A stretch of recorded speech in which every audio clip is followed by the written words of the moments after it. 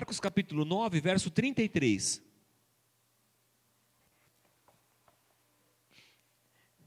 E apesar dos discípulos não falarem nada nesse texto, o silêncio deles fala demais, e é sobre o silêncio deles que eu queria conversar com vocês essa noite.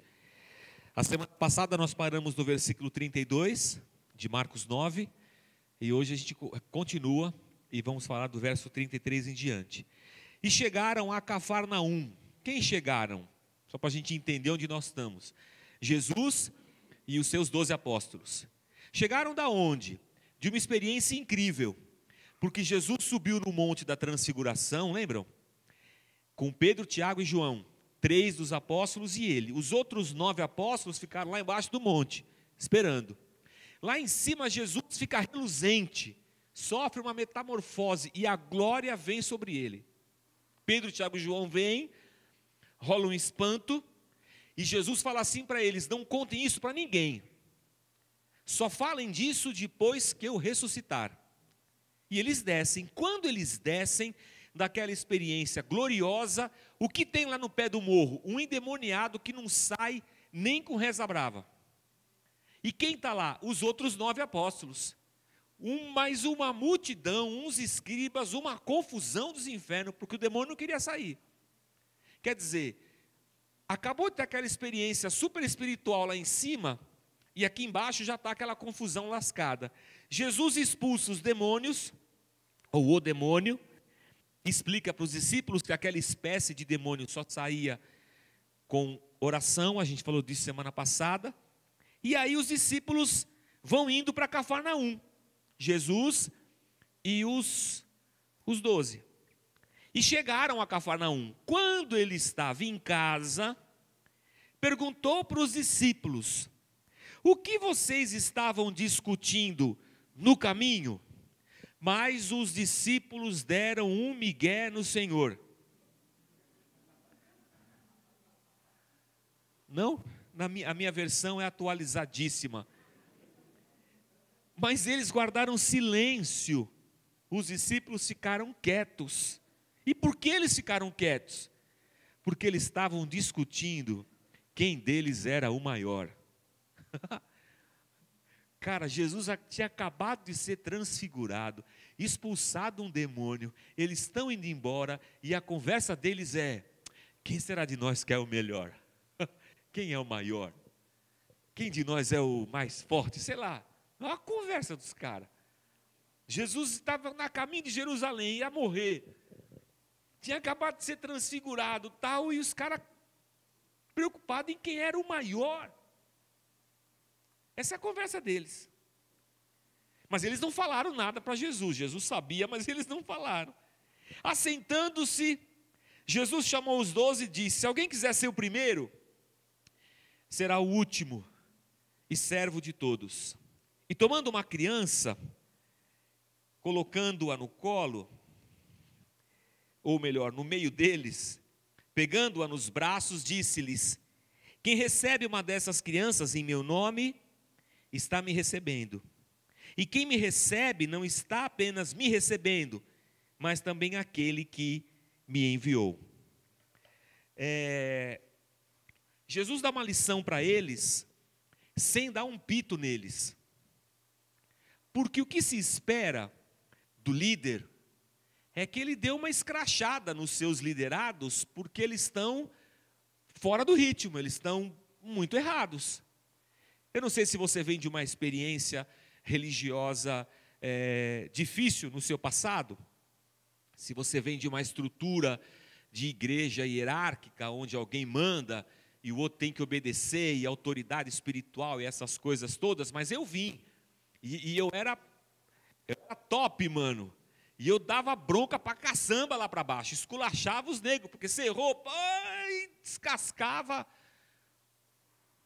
Descasca o quê? Abacaxi, né? Descascava o abacaxi. Jesus, mesmo sabendo que os discípulos estão preocupados em qual deles é o maior, Jesus não dá bronca neles. Isso eu acho incrível no texto. E o que também é muito interessante, que apesar dos discípulos não falarem nada para Jesus, o silêncio deles é é matador. Porque olha a situação. Quanto mais o tempo passa, mais eles se aproximam de Jerusalém. Os discípulos estão meio que começando a entender quem Jesus realmente é. Eles sabem que Jesus é o Messias, porque Pedro falou isso há poucos dias. Tu és o Cristo, Filho do Deus vivo. Então eles já sabem que Jesus é o Messias. E na cabeça deles, judaica, a esperança do Messias é a esperança de um rei terreno. E se eu estou esperando um rei que vem reinar sobre Israel, e nós 12 estamos ao lado desse rei, quando ele começar a reinar em Jerusalém, nós vamos reinar com ele. Então, assim, quem de nós vai ser o ministro da Justiça? Da Fazenda? Quem de nós vai ser o braço direito, o braço esquerdo? Quem de nós vai ser o maior? A preocupação dos discípulos é uma preocupação terrena, material. Quem deles é mais importante? Quem deles é mais bacana? A preocupação deles não transcende aquele momento histórico que eles estão passando, não vai além. Eles não estão preocupados com a vida do próximo, com o sofrimento de Jesus, como é que as coisas vão se encaixar, nem mesmo com essa experiência maluca da transfiguração e a expulsão daquele demônio. A preocupação deles é quem é o maior. Entre eles, quem é mais importante. É óbvio, irmãos, que Jesus ainda estava vivo, ao lado deles. Aliás, quando ele passa pelo processo da transfiguração, e ele fala para os discípulos, para Pedro, Tiago e João, não digam para ninguém o que vocês viram aqui, até que eu ressuscite. E eles não entenderam, porque eles não imaginavam que Jesus iria morrer e ressuscitar 3 dias depois. Mas a ressurreição é o momento em que a chave dos discípulos é virada. É quando Jesus ressuscita, que os caras falam, maninho, é por isso que ele falou no templo que ele ia destruir, o templo em 3 dias ia reconstruir, ele está falando dele. E outra, Jesus não ressuscita igual Lázaro. Lázaro ressuscitou também, não ressuscitou? Mas Lázaro voltou como Lázaro. E o pior, irmãos, Lázaro morreu de novo, o sujeito azarado para morrer 2 vezes, irmãos. Jesus não. Jesus ressuscita em corpo glorificado. E os discípulos viram isso. Aliás, quando eles estão reunidos, e Tomé não tinha acreditado. Aí Tomé fala assim, não acredito, tal, não sei o quê. Aí quando eles estão reunidos, Jesus aparece e fala, Tomé, põe tua mão nas minhas feridas. Encosta aqui a mão no buraco que a cruz e fez em mim. E quando Tomé encosta em Jesus, ele cai de joelhos, ele fala, Senhor, Rei meu e Deus meu. Tomé, num ambiente de incredulidade, ele reconhece Cristo como Deus. Mas é só na ressurreição que essa chave é virada.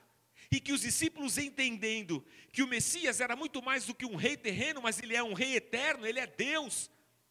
Eles percebem que a morte não era o fim das suas vidas. É por isso que eles foram para as arenas para serem mortos, sacrificados, porque eles viram Cristo ressurreto. Meu Deus, o que é a morte? Não é nada. Nós estaremos na eternidade com o Cristo.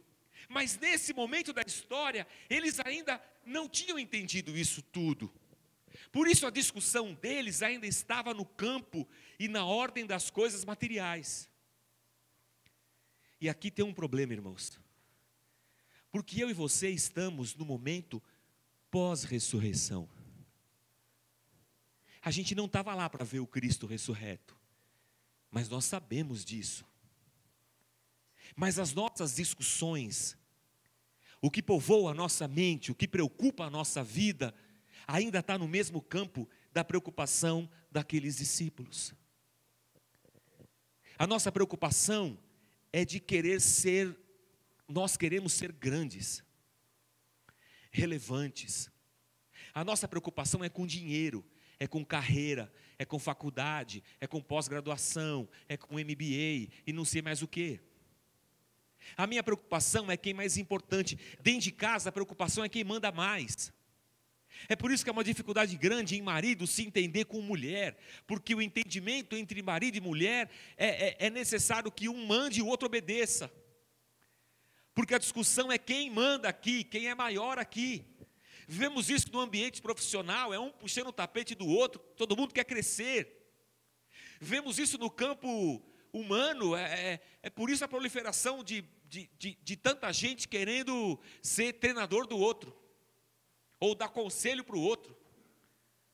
Porque todo mundo quer ser grande, todo mundo quer ter sucesso, todo mundo quer crescer. A nossa preocupação, irmãos, ela ainda está atrelada ao campo da matéria e do espaço físico que nós vivemos. Essa é a nossa preocupação. Quem é melhor? Quem é maior? Quem é mais importante? Minha preocupação é a minha aposentadoria, meu carro, a faculdade dos meus filhos, a minha casa própria. Minha preocupação é a minha vida. Essa é a minha preocupação. E eu vou até Jesus perguntando para Ele qual de nós é o maior, o melhor. As nossas preocupações ainda giram em torno de nós mesmos. Nós ainda somos o centro da nossa preocupação, dos nossos anseios, desejos, sonhos. Tudo ainda gira em torno da gente. Apesar da ressurreição ter mostrado para nós a nossa verdadeira esperança e realidade espiritual eterna, nós ainda vivemos atrelados a uma sistemática desse mundo aqui. A gente ainda está competindo. Às vezes competimos até dentro da própria esfera da igreja, em que um quer ser maior do que o outro. Não é uma loucura isso, irmãos?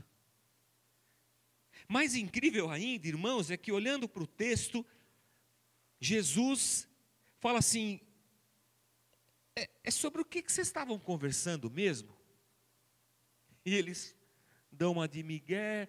Não, Jesus, a gente estava... Pedro falou que o Palmeiras foi campeão em 51, a gente estava discutindo aqui se foi mesmo. A gente acha que foi, eles falaram. Foi o Palmeiras campeão do mundo em 51, campeão mundial. E só tinha um dos apóstolos que era corintiano, era o Judas. Os outros todos eram... Não lembro agora o percentual, mas uns eram palmeirenses, uns eram santistas, uns eram corintianos, e tinha Judas, que foi o único dos 12 que duvidou do título mundial do Palmeiras em 51. Era sobre isso que a gente estava conversando. Jesus, nada sério. Aí Jesus fala para eles aquilo que eles estavam conversando. Quem quiser ser o maior, tem que ser o menor. Quem quiser ser o primeiro, tem que ser o último. A narrativa de Mateus sobre esse mesmo momento ainda é um pouco mais contundente. Jesus está invertendo a lógica do pensamento dos discípulos. É por isso que Jesus pega uma criança e ele fala assim: quem receber essa criança como que recebendo a mim, não vai receber só a mim, mas vai receber ao meu Pai também, ou seja, a Deus. E por que Jesus pega uma criança naquele contexto e naquele momento histórico? Porque criança, no judaísmo do primeiro século, era igual a nada. Era igual a mulher, nada. No judaísmo do primeiro século, uma mulher nem sequer podia ser uma testemunha em alguma demanda da sociedade, porque a opinião de uma mulher não valia nada. Então, mulher e criança, no judaísmo do primeiro século, não valiam nada. Eu acho que é por isso que Deus fala tanto a respeito do órfão, da viúva. É por isso que Jesus vai mudando essa ótica dos seus discípulos que estão ali andando com ele, quando Jesus dá espaço para a mulher, quando Jesus conversa com a prostituta, com a samaritana, e o ministério de Jesus vem valorizar a mulher. Então, quando ele pega a criança, ele está invertendo os valores daqueles discípulos. E mostrando que aquela criança a quem ninguém dá valor, ela tem valor. Então, Jesus está mudando a ótica dos discípulos. E o que nós temos que aprender com esse texto é que Jesus quer mudar também a nossa ótica. Para que nós, hoje, nesse momento da história em que nós vivemos, a gente consiga olhar para a nossa vida e para o nosso entorno, não com os óculos que a sociedade coloca em nós, mas com os óculos do cristianismo. A sociedade quer ajustar o nosso olhar e a nossa perspectiva, mas quando eu olho para as coisas, o meu olhar deve ser o olhar de Cristo. Então Jesus está invertendo a ótica deles, mas Jesus não inverte essa ótica só num discurso. Jesus inverte essa ótica com a sua própria vida. Esse Jesus que estava lá com os discípulos, quem de nós poderia dizer quem era esse Jesus que estava lá com os discípulos? Se você pudesse resumir Jesus em uma palavra, qual você usaria? Maravilhoso? Sim. Que mais? Único? Amor? Sim. Que mais? Que mais? Maior? Ele era maior. Que mais?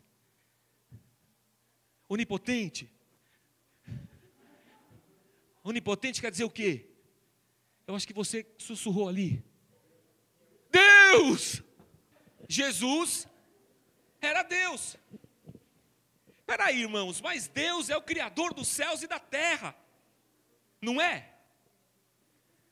Deus é eterno. Não dá nem para falar assim, Deus existe. Não, Deus não existe, Deus é. Porque para dizer que Deus existe, eu tenho que pressupor que teve um começo para Deus. E Deus não tem começo, nem meio e nem fim. Deus é eterno. A questão não é de existência, a questão é ontológica, é de ser. Jesus é, Deus é. Esse Deus que é Senhor sobre todas as coisas, esse Deus que criou o universo, esse Deus que criou o homem, misericórdia. Eu depois de mais idade, acabei adotando como caminho de estudo as humanas, mas eu sempre fui das biológicas. Meu desejo era ser médico. E às vezes eu converso com o meu médico e falo assim, eu queria ser médico. Ele falou assim, eu queria ser padre. Então continua pastor, eu continuo médico, está tudo certo. Mas olha só, eu desisti da faculdade de medicina no primeiro vestibular. Porque eu falei, se esse trem é difícil assim, imagina lá dentro. Larguei, já namorava a Cláudia, fui ser dentista. Eu estudei biologia, um monte de coisa, estudei as leis de Darwin, o neodarwinismo, a evolução das espécies, uma rapa de coisa. Digo aqui para vocês, está gravando e que se dane. Para acreditar que o homem veio de uma célula, aleatoriamente, sem sentido, os cambal, é mais difícil acreditar nisso do que crer que Deus criou o homem, irmãos. Eu acho mais difícil. Veio do nada, aí uma célula virou duas virou três virou quatro, sem consciência, sem propósito, sem nada, e nós viramos isso aqui que nós somos hoje. E o que nós somos hoje? Não somos nada. Nós somos um ser em evolução, porque a evolução está evoluindo. Nós vamos virar alguma coisa que eu não sei o que é. Sei lá. Então eu acho que é mais fácil acreditar que Deus criou o homem, e eu acredito nisso, por isso que eu sou crente e pastor, do que crer que a gente veio de uma célula. Putz grila. Mas tudo bem, fechando o parágrafo e parênteses. Esse Deus criador de todas as coisas, antes de criá-las, esse Deus que é Pai, Filho e Espírito Santo, fala assim, façamos o homem à nossa imagem e semelhança. Mas antes do façamos o homem, e antes do haja luz, já havia o haja cruz. Porque o plano da redenção do homem já estava traçado antes do homem ser criado. Porque Deus sabia que ao criar o homem, esse homem se desviaria. E que esse homem romperia com Deus, e que esse homem desejaria andar a despeito de Deus. Então, o pecado não foi uma surpresa para Deus. De repente Deus acorda, e os anjos vêm polvorosa no céu, telefone tocando, zap, fala, Deus, o homem pecou. Ele fala, vixe Maria. Aí Maria fala, oi, não, tudo bem, não é nada com você. Foi o homem que pecou, nossa, e agora, como é que nós vamos fazer? Não sei, como é que fazer? Jesus, vai lá, desce lá, faz alguma coisa. Não foi isso. Jesus é o Cordeiro de Deus, desde a fundação do mundo.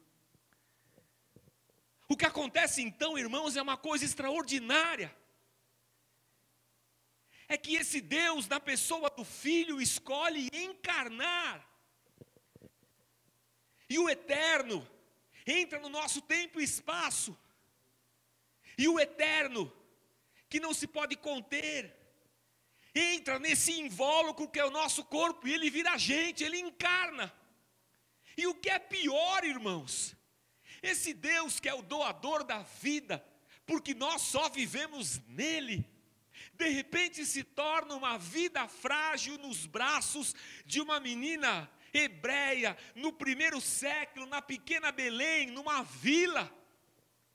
E o Deus criador dos céus e da terra, envolto em panos, no braço de uma menina adolescente de uns 14 anos de idade, precisa dela para viver.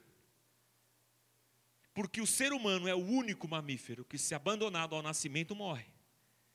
Qualquer outro já sai vivendo, comendo grão, escabau, mamando e tudo mais. O homem não. Se sair lá e cair no chão e a mãe for embora, porque é o filho da fila, ele vai morrer. A vida humana é muito frágil. E esse Deus onipotente, todo-poderoso, Criador dos céus e da terra, agora é um ser humano frágil, dependente, nos braços de uma adolescente, lá no primeiro século. Se ela não der mamar para ele, se ela não trocar a fralda, se ela não empurrar a perninha para ele soltar pum, para passar a cólica, se ela não colocar a fraldinha quente na barriga dele, se ela não der chazinho, se ela não colocar aquele trem na chupeta que é para parar de doer a gengiva, que, sabe, tem um trem que põe na, como é que eu esqueci o nome? Eu colocava na chupeta das minhas filhas, fuxicória, você lembra ainda, Edu? Cara, essa puxou do fundo, fuxicória, bota a fuxicória na chupeta para modo de novo. Se ela não fizesse isso, esse Deus tão grandioso estaria perdido. Qual é o maior exemplo que Jesus usa para dizer para os discípulos: o maior tem que ser o menor? Ele mesmo. E não satisfeito em ser homem, ele se faz servo. E como servo, ele se entrega à morte de cruz por amor de nós. Por amor de nós. E esse Jesus que está andando com os discípulos, sabendo que nesse momento crucial da vida deles, não dá um esporro nos discípulos, porque eles estão discutindo uma bobagem. Ele explica com a sua própria vida o que é ser primeiro e abandonar tudo para ser o último. Paulo vai dizer aos Filipenses que Jesus se esvaziou da sua glória. Misericórdia, ele encarnou para ser alguém como a gente, ele encarnou na nossa vida caótica. Nesse mundo que tem filho da fila, ele encarnou nessa realidade humana decaída, ele virou gente. Esse é o maior exemplo de Cristo para nós. Mas não é só isso. Ele poderia ter sentado o rei em Tomé, ele não faz isso. Tomé duvidou, ele fala assim: Tomé, vem cá, encosta aqui, Tomé. Tem coisa mais incrível ainda. Jesus ressuscita num domingo, não foi? Domingo de manhã. Deixa eu perguntar uma coisa para você. Se você é Deus e ressuscita domingo de manhã, o que você faz? O que você faria? Eu saía voando, irmãos. Eu saía voando sobre Jerusalém, soltando um raio, fumaça, faísca, trovão, relâmpago. Aleluia. Voz e trovão. Eu faria isso. Pô, é o Filho de Deus ressurreto. Jesus ressuscita. E tem 2 discípulos de Jesus que resolveram, porque ele morreu e não sabiam que ele tinha ressuscitado, resolveram voltar para casa em Emaús. E eles vão andando embora. Vocês lembram o nome deles? Não? Alguém lembra o nome? Fala de um só. Cleopas. A Bíblia faz questão de registrar o nome, e o outro, nem sei quem é. É por isso que provavelmente eles acreditam que era marido e mulher. O cara era o Cleopas E a mulher dele, como mulher não levava em conta naquela época, eles nem falam o nome. Então, um cara com a mulher, discípulos de Cristo, desanimados porque ele morre na cruz, e eles estão chateados, encerrou a festa, é domingo, eles vão para casa. E eles estão indo embora para Emaús, 11 quilômetros. E o Jesus, Filho de Deus, que ressuscitou, e podia estar voando, soltando raios, fogões, fogões? Raios, trovões, fumaça, relâmpagos e etc. Jesus se coloca do lado dos dois discípulos, que nós nem sabemos o bendito do nome. E ele anda com os dois, 11 quilômetros, explicando para eles a Bíblia. Putz grilo, irmãos. Cara, esse Deus não quer ser grande mesmo. E os dois nem reconhecem que ele é Jesus. 11 quilômetros. Jesus só para quando está ficando noitinha. Aí os caras vão entrar em casa, Jesus dá uma de migué, fala que vai continuar. Eles falam, não, entra aqui, vão comer um trem. Quando senta na mesa para comer um trem, Jesus pega o pão e parte, os caras, putz, é Jesus, aí sumiu. Mas ele já tinha andado 11 quilômetros com os caras. Meu Deus do céu, alguém falou meu Deus aí, meu Deus do céu. E dois quem? Dois ninguém, porque em nenhum versículo mais da Bíblia você tem esses dois caras aparecendo. Sabe quem eles eram, irmãos? Dois ninguéms. Para todo mundo, menos para Jesus. O Deus que se fez pequeno, o Deus que se fez gente, o Deus que encarnou, está preocupado com dois discípulos que estão atravessando uma crise de fé e que vão para casa andando 11 quilômetros e Jesus se propõe e dispõe a andar 11 quilômetros com eles para que eles entendam as Escrituras. Não dá para imaginar um Deus tão grande preocupado com dois manés, com perdão do texto bíblico. Mas sabe o que isso fala para mim? Que Deus não está preocupado em acabar com a gente, mas Deus está preocupado em nos transformar, inclusive a nossa visão. Porque ninguém sabe o nome da pessoa, daquela mulher, mas Jesus gastou 11 quilômetros com ela, para ensinar para ela o que a Bíblia dizia a respeito dele. Irmãos, eu não sei o nome de vocês todos. Eu não sei o nome de vocês todos. Eu sei o nome do Eduardo, mas da esposa dele eu já não lembro, nunca lembro, não sei porquê, não adianta, eu não vou lembrar nunca. Mas o do Eduardo eu não sei porquê, eu lembro dele, acho que para dar barba, bonitão assim, eu acabei lembrando. Mas dela eu não lembro. Tem um monte de gente aqui que eu não lembro o nome. Eu olho aqui para vocês, ó. Apesar de eu estar acostumado com a cara de vocês, eu não lembro. Ó, o Gilson eu lembro. A esposa eu não vou lembrar. Não lembro. É por isso que hoje no fim do culto eu vou ficar lá na porta, não só para dar a mão, para você falar seu nome também. Porque eu esqueço. Do Edson e da Rose eu lembro, porque teve um jantar de casais que ele veio de John Travolta. Pô, foi o maior escândalo. Então eu lembro deles. Cantou música do Sidney Magal, foi uma confusão aqui. Aí eu lembro. O Edson e a Rose. Mas um monte de gente eu não lembro. Mas o bom pastor, Jesus Cristo, para ele nós somos. Ele nos deu um nome que está acima de todo nome. Ele escreveu o nosso nome no livro da vida.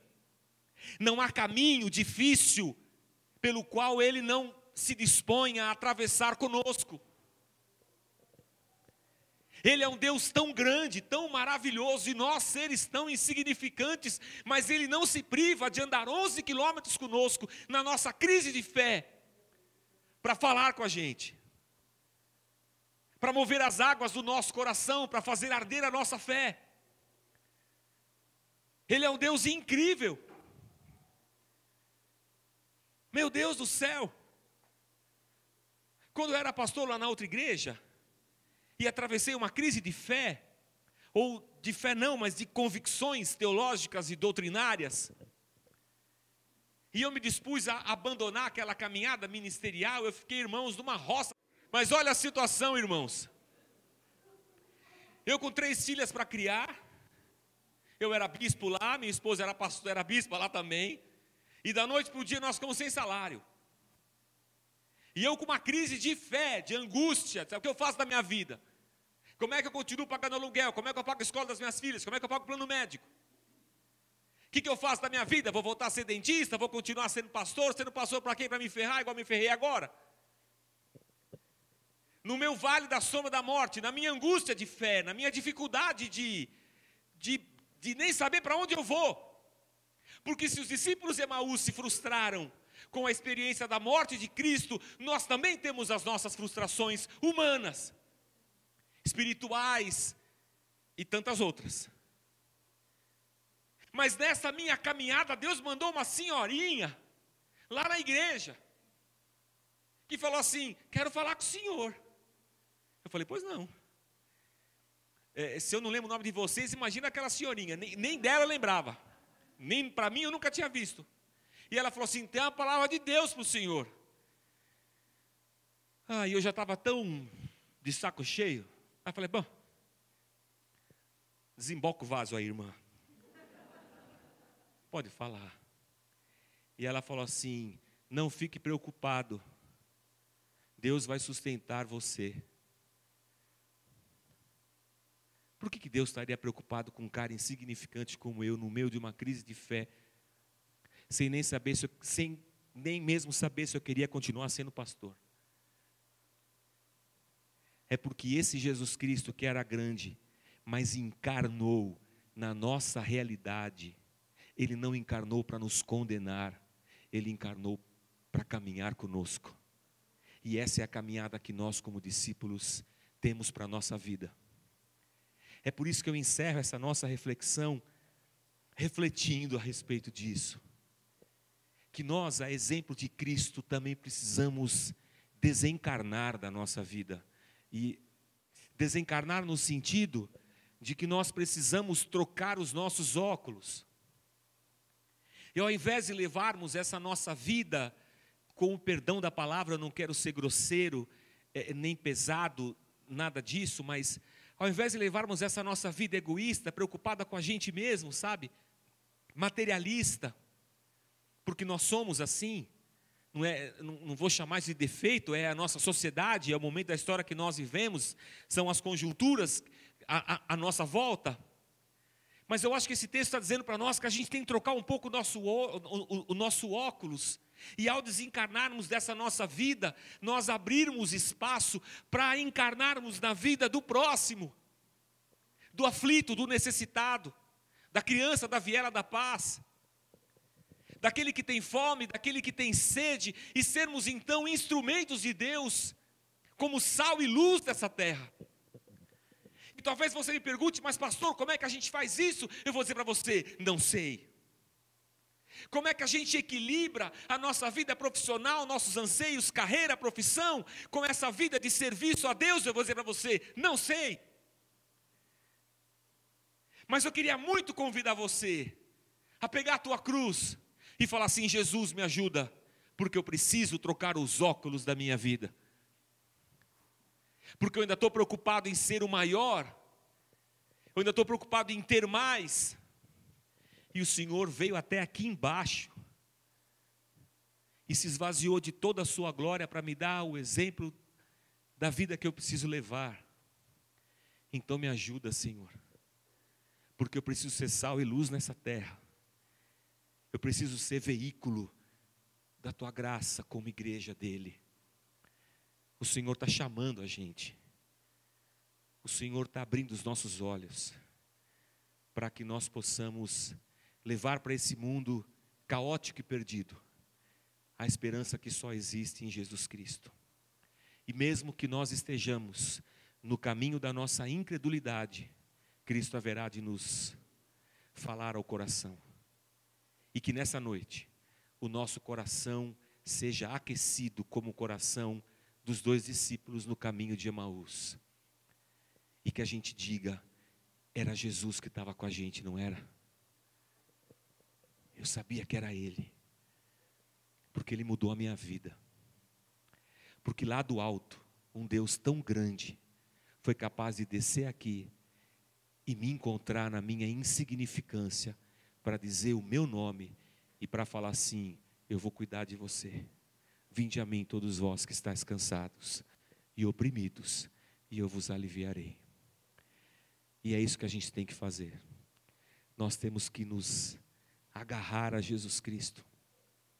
E nós temos que pedir para Ele que Ele nos ajude a nós superarmos as questões da nossa caminhada e possamos então servir a Ele com alegria no coração. Não é uma caminhada fácil, não é uma caminhada cheia de respostas, mas é o único caminho onde o nosso coração é aquecido pela presença dEle e nós encontramos a verdadeira alegria que só existe em Jesus Cristo. Amém?